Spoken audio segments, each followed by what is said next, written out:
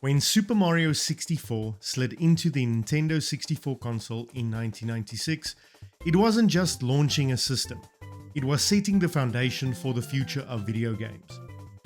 This game was not merely another chapter in the storied Mario saga, but a radical reinvention of the platforming genre itself. It transformed Mario from a two-dimensional hero into a pioneer of three-dimensional worlds that were lush, expansive, and ripe with possibilities. This leap into 3D was more than a technical achievement. It represented a fundamental shift in how games were played and perceived. By embracing a fully explorable 3D environment, Super Mario 64 broke free from the linear constraints of previous platforms and introduced gamers to a universe where the space itself became a playground for creativity and discovery. This wasn't just a new way to play, it was a bold declaration of the medium's potential, proving that the third dimension was more than a visual gimmick. It was a new frontier in gameplay. Super Mario 64 redefined the concept of a game setting with its intricate design and imaginative environments.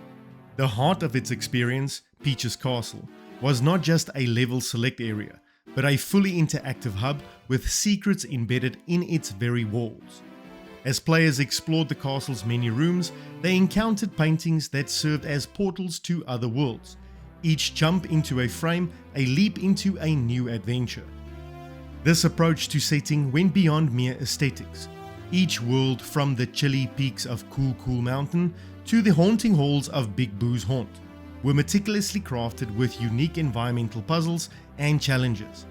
These levels were not isolated stages but part of a greater interconnected world. The varied theme and landscapes pushed the boundaries of the platforming genre, showcasing the game's revolutionary use of 3D space. The lava-filled corridors of Lethal Lava Land and the serene waters of Dire Docks were more than just playgrounds for Mario's new abilities.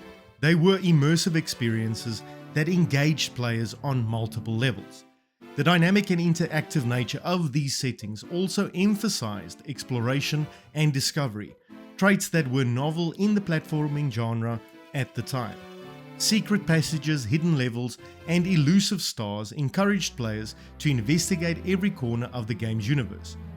This exploration was rewarded not just with progress within the game, but with a sense of wonder and accomplishment. The design of Peach's Castle and its surrounding lands utilized the 3D dimensional space to its fullest, making exploration a key element of the game and setting a new standard for how video game environments could be constructed and experienced. In Super Mario 64, the narrative was as important to gameplay as the jumps and power-ups. The storyline, rescuing Princess Peach from the clutches of Bowser, was simple yet effective, driving the action and giving purpose to each collected Power Star. Unlike many games of its time, where story elements were often detached from gameplay, Super Mario 64 wove its narrative directly into the fabric of the game's design. The collection of Power Stars did more than allow access to new levels. It progressed the story, making each star a chapter in the larger tale of Mario's heroic rescue.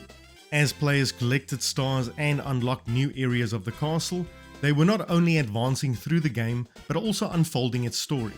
This narrative progression through gameplay created a seamless blend of story and action, providing a more immersive and cohesive experience. Moreover, the game used its environments to tell parts of the story implicitly. The ominous atmosphere of Big Boo's Haunt and the isolated floating island of Rainbow Ride conveyed moods and themes that enriched the narrative without a single line of dialogue.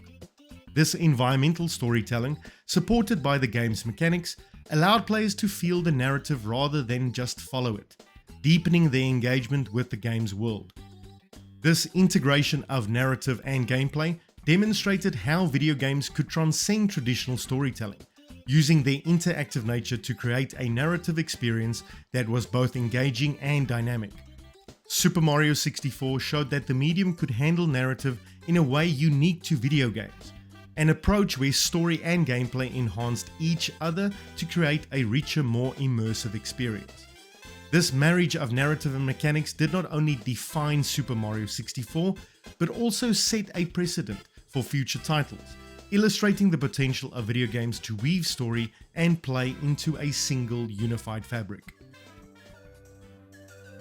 The essence of Super Mario 64's gameplay is rooted deeply in its revolutionary approach to movement, which sets a new benchmark for what could be achieved in a 3D platformer. In this title, Mario was not simply placed in a 3D space.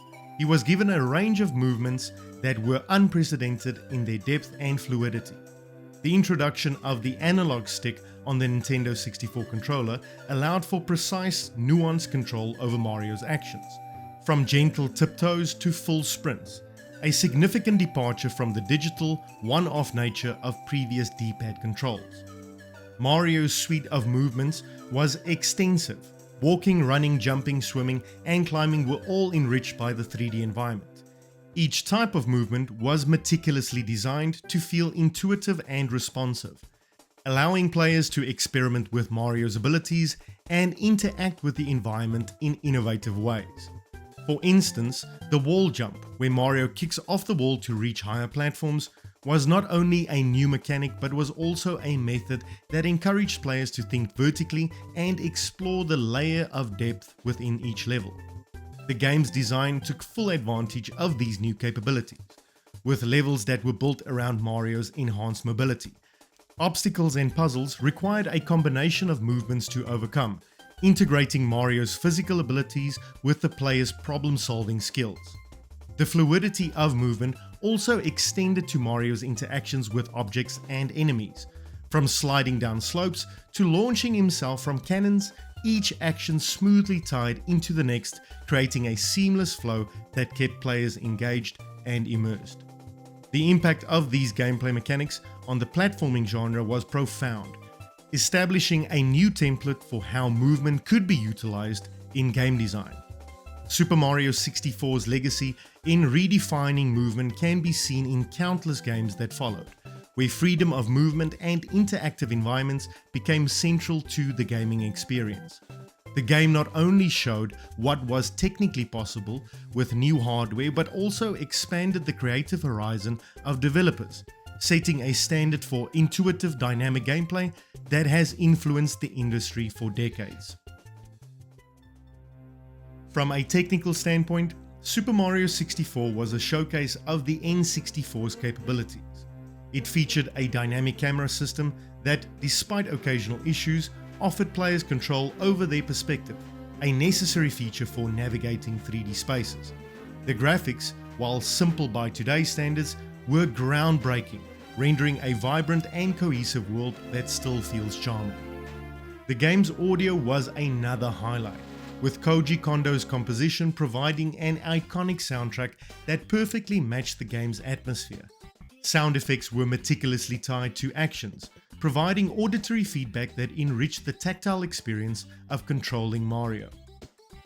The legacy of Super Mario 64 extends far beyond its initial acclaim, influencing not just the platforming genre, but all of game design. It proved that 3D environments could offer a depth of gameplay that 2D platforms could not, where verticality and depth added layers to gameplay strategies. Its success paved the way for a new generation of developers to think differently about game mechanics, level design, and player interaction. Games like Grand Theft Auto 3 and Metal Gear Solid owe a debt to Super Mario 64 for providing that complex, immersive world that could be both vast and satisfying to navigate. Its cultural impact? Unmeasurable, persisting in discussion to this day about game design and continually referenced in new games for its pioneering techniques. Super Mario 64 wasn't just a game of its time, it was a game ahead of its time, whose influence is still felt in how games are played, designed, and conceptualized today. Super Mario 64 is more than a milestone in gaming. It's a masterclass in design and creativity. Its influence is etched into the DNA of countless games that have followed, a testament to its revolutionary approach to gameplay, storytelling, and world building. Returning to Peach's castle with its myriad doors and secrets feels like visiting an old friend, one who forever changed the landscape of video games. This game wasn't just a step forward in gaming, it was a giant leap into a new era.